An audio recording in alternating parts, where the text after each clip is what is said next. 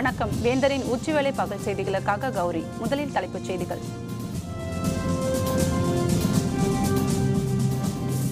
6 TMC தண்ணீரை கர்நாடகம் வழங்கவில்லை. உச்சநீதிமன்ற தீர்ப்பை மதிக்கவில்லை என தமிழகம் பதில் மனு.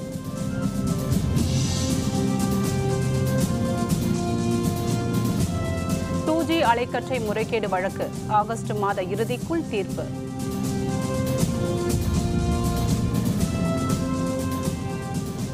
ஒரு 1,86,000 வீடுகள் கட்டப்படும். பேரவையில் முதல்வர் பழனிசாமி அறிவிப்பு.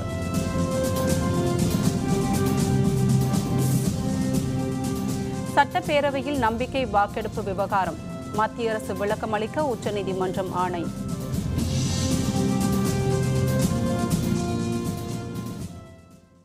காவிரியிலிருந்து 6 TMC தண்ணீர் கர்நாடகம் வழங்கவில்லை என உச்சநீதிமன்றத்தில் தமிழக அரசு தெரிவித்துள்ளது. காவிரி நதிநீர் பங்கீடு தொடர்பான வழக்கில் தமிழக அரசு உச்சநீதிமன்றத்தில் பதில் மனு தாக்கல் செய்துள்ளது. கடந்த செப்டம்பர் மாதம் 22.5 TMC தண்ணீர் வழங்க வேண்டும் என உச்சநீதிமன்றம் உத்தரவிட்டுள்ளதாக தெரிவித்துள்ளது. ஆனால் 16.5 TMC தண்ணீர் மட்டுமே கர்நாடகம் வழங்கியுள்ளதாகவும் 6 TMC தண்ணீர் வழங்கவில்லை என்றும் கூறியுள்ளது. காவிரி நடுவர் மன்ற தீர்ப்பை கர்நாடக அரசு மதிக்கவில்லை என்றும் தமிழக அரசு தெரிவித்துள்ளது. உச்சநீதிமன்ற உத்தரவின்படி காவிரியில் தண்ணீர் திறந்துவிட உத்தரவிடக் கோரி தமிழக அரசு பதில் மனு தாக்கல் செய்துள்ளது.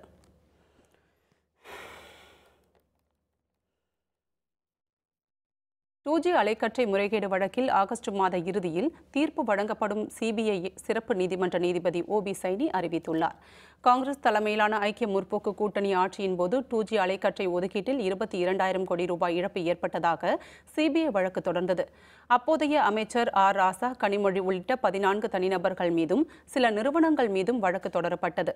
தில்லி சிபிஐ சிறப்பு நீதிமன்றத்தில் நடைபெற்ற வழக்கில் அனைத்து தரப்பு வாதங்களும் நிறைவடைந்த நிலையில் வரும் 15ஆம் தேதி தீர்ப்பு வழங்கப்படும் என எதிர்பார்க்கப்பட்டது. சிபிஐ சிறப்பு நீதிபதி சைனியிடம் இது பற்றி வழக்கறிஞர்கள் கேள்வி எழுப்பினர்.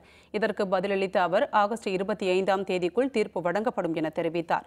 இல்லையென்றால் 10 நாட்கள் கழித்து, அதாவது செப்டம்பர் முதல் வாரத்தில் தீர்ப்பு வெளியாகும் என்றும் அவர் குறிப்பிட்டார்.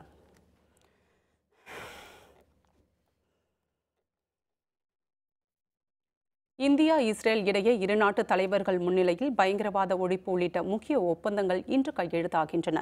3 நாள் பயணமாக இஸ்ரேல் சென்றுள்ள பிரதமர் மோடிக்கு அந்நாட்டு பிரதமர் பெஞ்சமின் நெதன்யாகு சிவப்பு கம்பள வரவேற்பு அளித்தார். இந்திய பிரதமரின் வருகைக்காக இஸ்ரேல் 70 ஆண்டுகள் காத்திருந்ததாகவும் அவர் குறிப்பிட்டார். மோடியை வரவேற்க இஸ்ரேல் அமைச்சர்கள் அனைவரும் விமான நிலையத்திற்கு வந்திருந்தனர். அங்கு இஸ்ரேல் ராணுவத்தின் அணிவகுப்பு மரியாதையும் அளிக்கப்பட்டது. இஸ்ரேலில் அளிக்கப்பட்ட சிறப்பான வரவேற்புக்கு பிரதமர் மோடி நன்றி தெரிவித்தார். ஹிட்லரின் நாஜிப் படையினரால் 60 லட்சம் யூதர்கள் கொல்லப்பட்டதன் நினைவாக அமைக்கப்பட்டுள்ள யாத் வஷேம் நினைவிடத்திற்கு சென்ற மோடி மலர் வளையம் வைத்து மரியாதை செலுத்தினார். וכל מכשיר מצפצף אחר.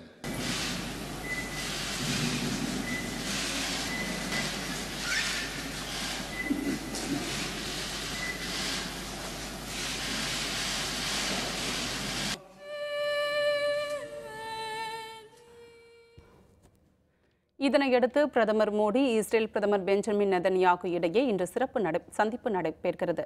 அப்போது பயங்கரவாத ஒழிப்பு, வர்த்தக மேம்பாடு உள்ளிட்ட துறைகளில் முக்கிய ஒப்பந்தங்கள் கையெழுத்தாகும் என எதிர்பார்க்கப்படுகிறது. தலைமை தேர்தல் ஆணையர் நசீம் ஜைதி இன்றுடன் பணி ஓய்வு பெறுவதால் புதிய தலைமை தேர்தல் ஆணையராக அச்சல்குமார் ஜோதி நாளை பதவியேற்கிறார். தலைமை தேர்தல் ஆணையர் பதவியிலிருந்து நசீம் ஜைதி இன்று ஓய்வு பெறுகிறார்.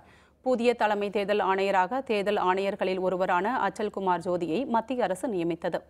நாட்டின் 21வது தலைமை தேர்தல் ஆணையராக அச்சல்குமார் ஜோதி நாளை பதவியேற்கிறார். தலைமை தேர்தல் ஆணையராக நியமிக்கப்பட்டுள்ள அச்சல்குமார் ஜோதி அடுத்த ஆண்டு ஜனவரி மாதம் 17ஆம் தேதி வரை பதவியில் நீடிப்பார். குஜராத் மாநிலத்தில் நீதித்துறை அமைச்சராக பதவி வகித்த போது கடும் எதிர்ப்பையும் மீறி மின்னணு கொள்முதல் திட்டத்தை அறிமுகப்படுத்தினார். குடியரசுத் தலைவர் பிரணாப் முகர்ஜியின் பதவிக்காலம் விரைவில் நிறைவடைய உள்ள நிலையில் அவரால் மிக உயர்ந்த பதவியில் நியமிக்கப்பட்ட கடைசி நபராக அச்சல்குமார் ஜோதி கருதப்படுகிறார்.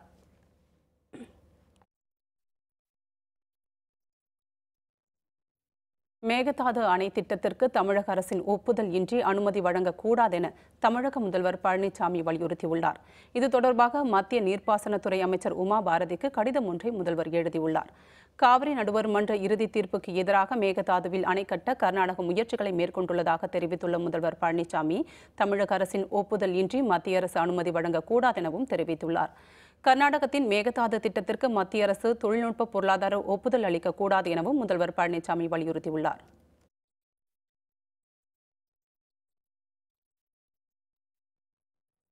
மாணவர்களுக்கு காமராஜர் பெயரில் ஆண்டுதோறும் விருது வழங்குவது தொடர்பாக முதல்வருடன் பரிசீலித்து விரைவில் அறிவிக்கப்படும் என அமைச்சர் செங்கோட்டையன் தெரிவித்துள்ளார். பேரவைத் தலைவர் தனபால் உடல்நலக்குறைவால் மருத்துவமனையில் அனுமதிக்கப்பட்டுள்ளதை அடுத்து 2வது நாளாக பேரவைத் துணைத் தலைவர் பொள்ளாச்சி ஜெயராமன் அவையை நடத்தி வருகிறார்.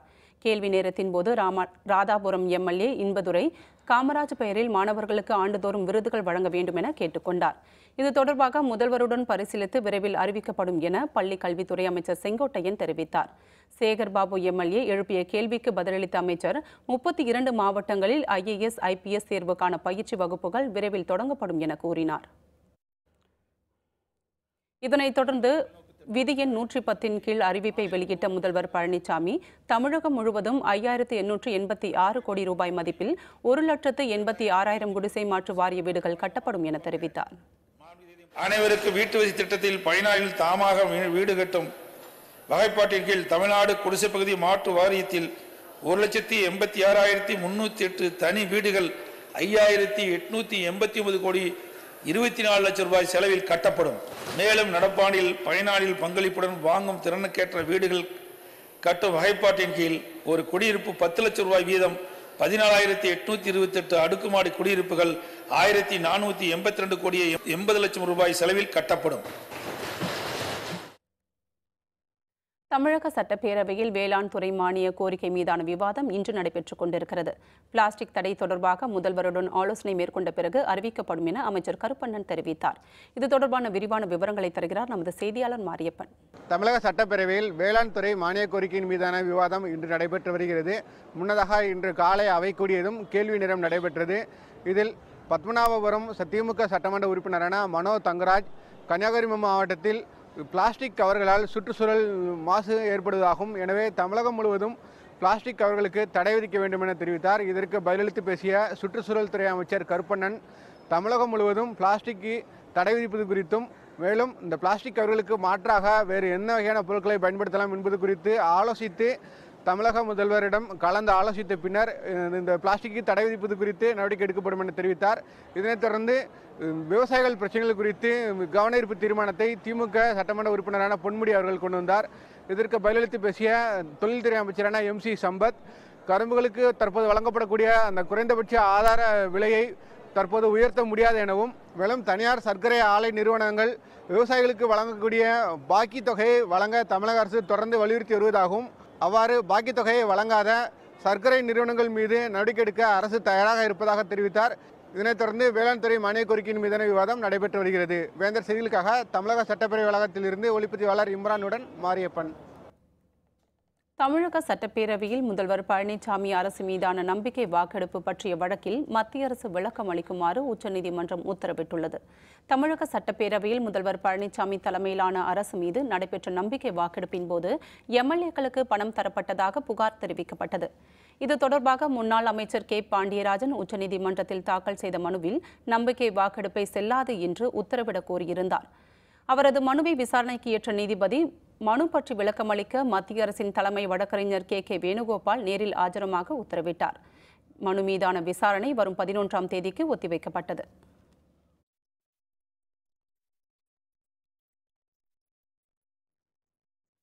ONGC நிறுவனம் வெளியேற வேண்டும் என்பன போன்ற கோரிக்கைகளை வலியுறுத்தி கதிராமங்கலம் மக்கள் 5வது நாளாக கடையெடுப்பு போராட்டத்தில் ஈடுபட்டுள்ளனர். தஞ்சாவூர் மாவட்டம் கும்பகோணத்தை அடுத்துள்ள கதிராமங்கலத்தில் ONGC எண்ணெய் குழாயிலிருந்து கசிவு ஏற்பட்டு விவசாயிகளின் வயலில் கச்சா எண்ணெய் பரவியது. இதனை கண்டித்து அந்த பகுதி மக்கள் போராட்டத்தில் ஈடுபட்ட போது நேரிட்ட வன்முறையை அடுத்து காவல்துறையினர் குவிக்கப்பட்டனர். ONGC நிறுவனம் வெளியேற வேண்டும், போராட்டத்தின் போது கைது செய்யப்பட்டவர்களை விடுவிக்க வேண்டும் உள்ளிட்ட கோரிக்கைகளை வலியுறுத்தி கதிராமங்கலம் மக்கள் தொடர் போராட்டத்தில் ஈடுபட்டு வருகின்றனர். 5வது நாளாக கதிராமங்கலம் பகுதியில் இன்றும் கடையெடுப்பு போராட்டம் நடைபெற்று வருகிறது. மேலும் போராட்டத்தின் போது கைது செய்யப்பட்ட 10 பேரை விடுவிக்க வலியுறுத்தி அனைத்து தரப்பினரும் பங்கேற்ற பேரணி நடைபெற்றது. கதிராமங்கலத்தில் பேச்சுவார்த்தை நடத்தினால் மட்டுமே அனைவரும் பங்கேற்போம் என்றும் அந்த பகுதி மக்கள் உறுதியுடன் தெரிவித்துள்ளனர்.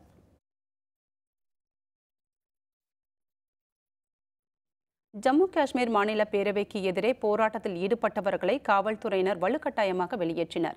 ஜம்மு காஷ்மீர் மாநிலத்தில் சரக்கு மற்றும் சேவை வரியை அறிமுகம் செய்வது தொடர்பான தீர்மானத்தை நிறைவேற்றுவதற்காக பேரவையின் சிறப்பு கூட்டம் நேற்று நடைபெற்றது. அப்போது ஏற்பட்ட அமளி காரணமாக சுயேட்சை எம்எல்ஏ ஷேக் அப்துல் ரஷீத்தை அவை காவலர்கள் குண்டுகட்டாக தூக்கி வெளியேற்றினர். இதற்கு தேசிய மாநாட்டு கட்சி எம்எல்ஏக்களும் கடும் எதிர்ப்பு தெரிவித்ததால் அவையில் கூச்சல் குழப்பம் ஏற்பட்டது. பேரவை வளாகத்திற்கு எதிரே இரண்டாவது நாளாக இன்றும் எதிர்க்கட்சியினர் ஆர்ப்பாட்டம் ஈடுபட்டனர். அவர்களை காவல்துறையினர் வலுக்கட்டாயமாக வெளியேற்றினர்.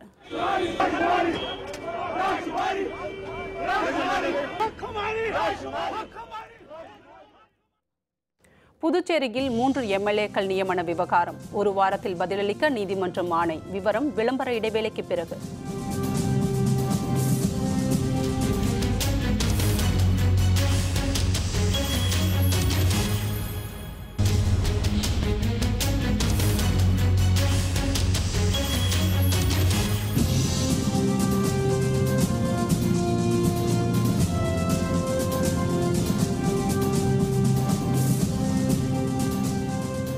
செய்திகள் தொடர்கின்றன. 3 எம்எல்ஏக்கள் நியமன வழக்கில் புதுச்சேரி அரசு, மத்திய உள்துறை அமைச்சகம் மற்றும் 3 நியமன எம்எல்ஏக்கள் ஆகியோருக்கு நோட்டீஸ் அனுப்ப சென்னை உயர்நீதிமன்றம் உத்தரவிட்டுள்ளது. புதுச்சேரி மாநிலத்தில் 3 நியமன எம்எல்ஏக்களுக்கு துணைநிலை ஆளுநர் கிரண்பேடி தலைமையில் பதவி பிரமாணம் செய்து வைத்தார். இதனிடையே 3 நியமன எம்எல்ஏக்கள் நியமனத்திற்கு எதிர்ப்பு தெரிவித்து காங்கிரஸ் எம்எல்ஏ லட்சுமி நாராயணன் சென்னை உயர்நீதிமன்றத்தில் வழக்கு தொடர்ந்தார். மாநில அரசிடம் கலந்து ஆலோசிக்காமல் மத்திய அரசு 3 எம்எல்ஏக்களை நியமனம் செய்துள்ளதாக தெரிவித்திருந்தார். இதனை விசாரணைக்கு ஏற்ற நீதிமன்றம் புதுச்சேரி அரசு, மத்திய உள்துறை அமைச்சகம் மற்றும் 3 நியமன எம்எல்ஏக்கள் ஆகியோர் ஒரு வாரத்திற்குள் பதிலளிக்க நோட்டீஸ் அனுப்ப உத்தரவிட்டுள்ளது.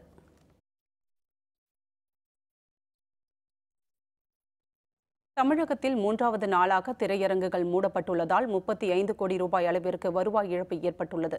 10 லட்சம் பேர் வேலை இழந்துள்ளனர்.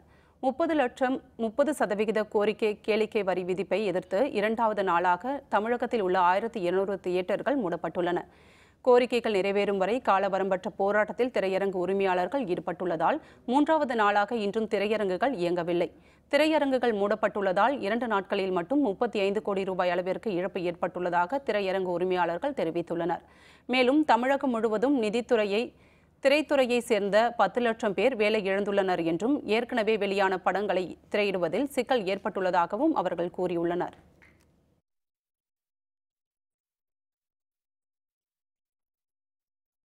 திரையரங்கு உரிமையாளர்கள் சங்க தலைவர் அபிராமி நாமநாதன் கேளிக்கை வரி தொடர்பாக அரசிடம் பேச்சு நடத்தி வருவதாக தெரிவித்தார். இன்று மாலைக்குள் நல்ல தீர்வு கிடைக்கும் என எதிர்பார்ப்பதாகவும் அவர் கூறினார். 60% வரி என்பது தேவையற்ற ஒன்று. இது தாங்காது. எந்த தொழிலும் இவ்வளவு வரி போட்டால் தாங்காது. இந்தியாவிலே எந்த தொழிலும் இவ்வளவு வரி கிடையாது என்று இது வரி விதிக்கிறதுக்கு முன்னாடி நாங்கள் எதிர்பார்த்தாலாம் ஒரு தேசம் ஒரு வரினா எதிர்பார்த்தோம். இது திடீர்னு சனிக்கிழமைக்கு முதல் நாள் ஜிஎஸ்டியோட சேர்ந்து ஒரு 30% சேர்ந்து வந்துருச்சு. இந்த வரியை கட்டி நடத்த முடியாத இயலாமையினால மூடிட்டோம். இன்னைக்கு மாலைக்குள்ள ஒரு நல்ல முடிவை நாங்கள் எதிர்பார்க்கிறோம். எவ்வளவு நாள் மூடிப்பீங்கன்னு கேட்டாங்க. எவ்வளவு நாள் நீங்க இன்னைக்கு சாயந்தரம் முடிவு வந்து நாளைக்கு திறந்துருவோம். திரையரங்கு உரிமையாளர்களின் வேலைநிறுத்த போராட்டத்திற்கு தமிழக அரசு விரைவில் தீர்வு காண வேண்டும் என நடிகர் ரஜினிகாந்த் தெரிவித்துள்ளார். இது தொடர்பாக ட்விட்டர் சமூக வலைதளத்தில் பதிவிட்டுள்ள அவர் கேளிக்கை வரியை உடனடியாக ரத்து செய்ய வேண்டும் என்றும் கேட்டுக் கொண்டுள்ளார்.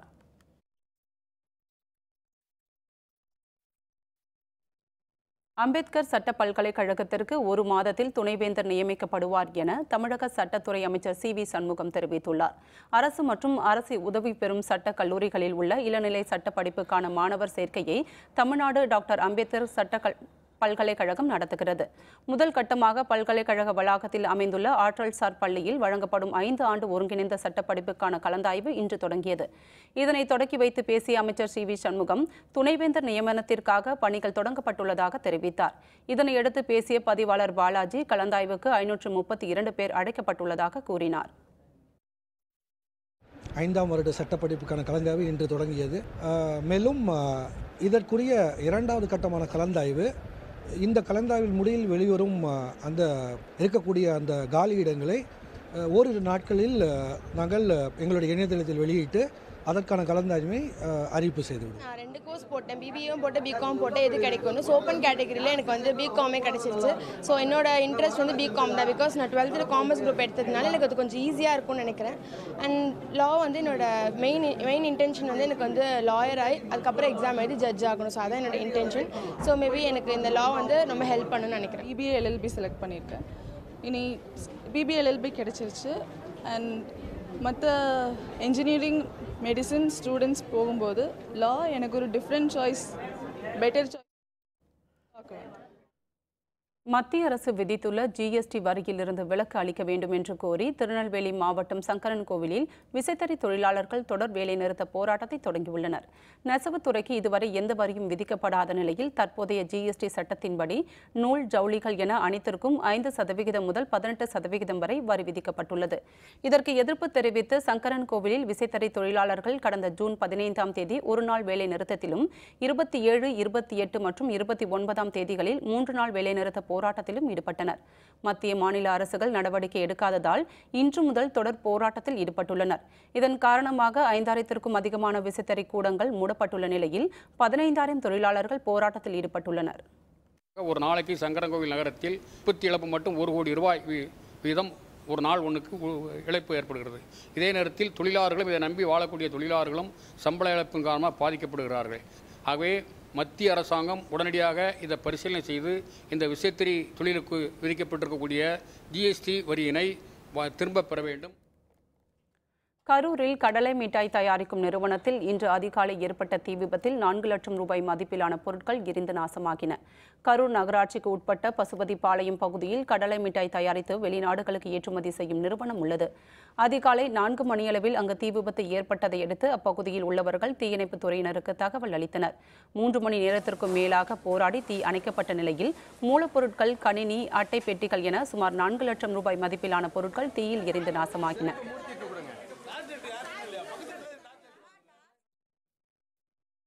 கோயம்புத்தூர் மார்க்சிய கம்யூனிஸ்ட் கட்சி அலுவலகம் மீது பெட்ரோல் குண்டு வீசிய வழக்கில் மேட்டுப்பாளையத்தை சேர்ந்த ஒருவரை காவல்துறையினர் கைது செய்துள்ளனர். கோயம்புத்தூர் காந்திபுரம் பகுதியுள்ள 100 அடி சாலையில் மார்க்சிய கம்யூனிஸ்ட் கட்சியின் மாவட்ட தலைமை அலுவலகம் உள்ளது. கடந்த ஜூன் மாதம் 17ஆம் தேதி அடையாளம் தெரியாத சிலர் அந்த அலுவலகம் மீது 2 பெட்ரோல் குண்டுகளை வீசினர். இதில் பெரிய அளவில் சேதமில்லை. சம்பவம் பற்றி 3 தனிநபர்கள் தனிப்படை அமைத்து காவல்துறையினர் விசாரணை நடத்தி வந்தனர். இந்த நிலையில் மேட்டுப்பாளையம் பகுதியைச் சேர்ந்த சரவணகுமார் என்பவர் இன்று கைது செய்யப்பட்டுள்ளார். அவரிடம் விசாரணை நடத்தியதில் அவர் இந்து அமைப்பு ஒன்றில் உறுப்பினராக இருப்பதும் மேலும் ஒருவருக்கு இதில் தொடர்பு உள்ளதும் தெரியவந்துள்ளது. மற்றொரு நபரை காவல்துறையினர் தேடி வருகின்றனர்.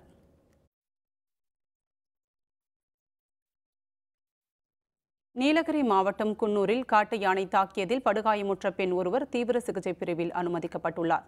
நீலகிரி மாவட்டம் குன்னூர் மற்றும் அதன் சுற்றுவட்டார பகுதிகளில் உணவு மற்றும் தண்ணீரை தேடி வனவிலங்குகள் குடியிருப்பு பகுதிகளில் அடிக்கடி வருகின்றன. 2 நாட்களுக்கு முன்பு காட்டுமாடு தாக்கியதில் முதியவர் ஒருவர் உயிரிழந்தார். இதனிடையே குன்னூர் அருகே உள்ள கொளக்கம்பை பகுதியில் வசிக்கும் தேயிலை தொழிலாளி மல்லிகா என்பவரை காட்டு யானை தாக்கியது. இதில் படுகாயமுற்ற அவர் குன்னூர் அரசு மருத்துவமனையில் அனுமதிக்கப்பட்டுள்ளார்.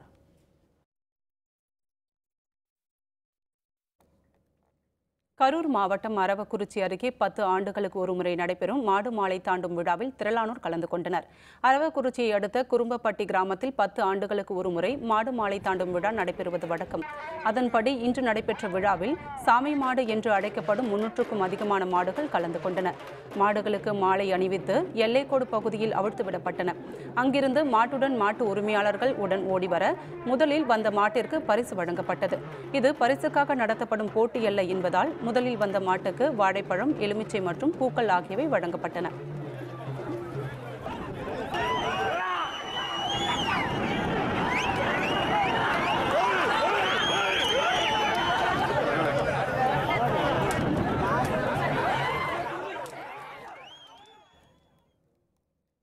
வடகொரியா மீண்டும் ஏவுகணை சோதனை.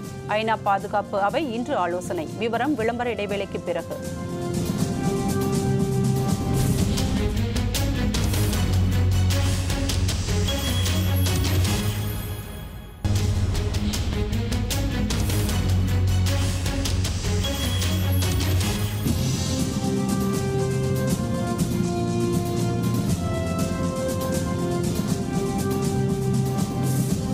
செய்திகள் தொடர்கின்றன. இனி அயலக செய்திகள்.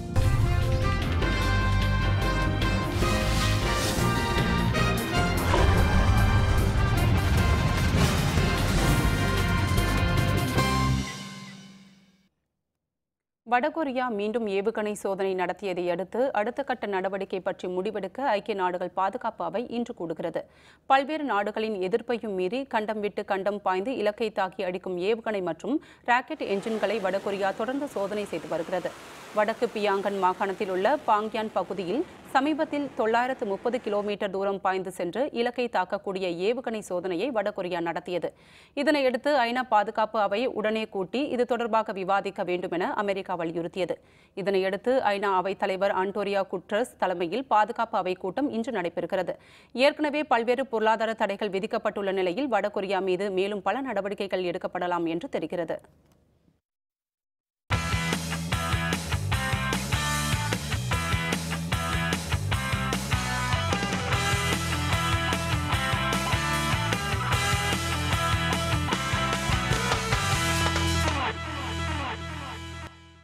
பிரிட்டனில் நடைபெற்று வரும் விம்பிள்டன் டென்னிஸ் போட்டியின் ஆடவர் ஒற்றையர் பிரிவில் ஜோகோவிச், ரோஜர் ஃபெடரர் ஆகியோர் அடுத்த சுற்றுக்கு முன்னேறியுள்ளனர். விம்பிள்டன் கிராண்ட்ஸ்லாம் டென்னிஸ் தொடர் நேற்று முன்தினம் பிரிட்டன் தலைநகர் லண்டனில் தொடங்கியது. தொடரின் இரண்டாம் நாளான நேற்று நடைபெற்ற ஆடவர் ஒற்றையர் போட்டி ஒன்றில் செர்பியாவின் நோவக் ஜோகோவிச் ஸ்லோவேக்கியாவின் மார்டின் கிலிஷானை எதிர்கொண்டார். ஆட்டத்தின் தொடக்கம் முதலே ஜோகோவிச் விறுவிறுப்பாக விளையாடினார். முதல் செட்டின் போது கிலிஷான் காயமடைந்ததால் பயிற்சியாளருடன் ஆலோசித்து ஆட்டத்தை தொடர்ந்தார். 6-3 என்ற புள்ளி கணக்கில் ஜோகோவிச் முதல் செட்டை கைப்பற்றினார். இரண்டாவது செட் ஆட்டத்தில் 2-0 என்ற கணக்கில் ஜோகோவிச் முன்னிலையில் இருந்தபோது போட்டியிலிருந்து விலகிக் கொள்வதாக கிலிஷான் அறிவித்தார். இதன் மூலம் ஜோகோவிச் வெற்றி பெற்று இரண்டாம் சுற்றுக்கு முன்னேறினார்.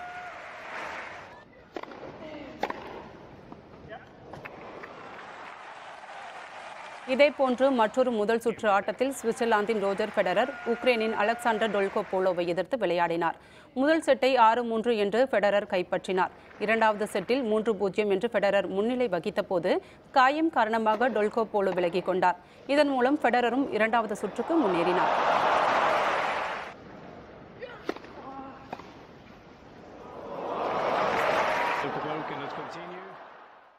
மீண்டும் தலைப்புச் செய்திகள். 6 TMC தண்ணீரை கர்நாடகம் வழங்கவில்லை. உச்சநீதிமன்ற தீர்ப்பை மதிக்கவில்லை என தமிழகம் பதில் மனு.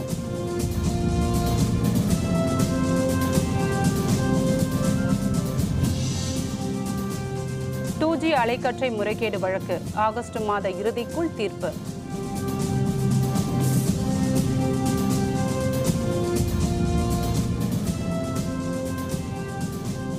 ஒரு 1,86,000 வீடுகள் கட்டப்படும். பேரவையில் முதல்வர் பழனிசாமி அறிவிப்பு.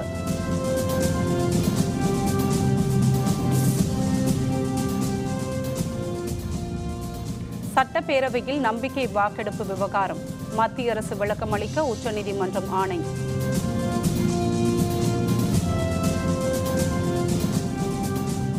இத்துடன் வேந்தரின் உச்சிவேளை பகல் செய்திகள் நிறைவடைந்தன. மீண்டும் மாலை 6 மணிக்கு வேந்தரின் அந்திமாலை குறுஞ்செய்திகளில் சந்திப்போம். வணக்கம்.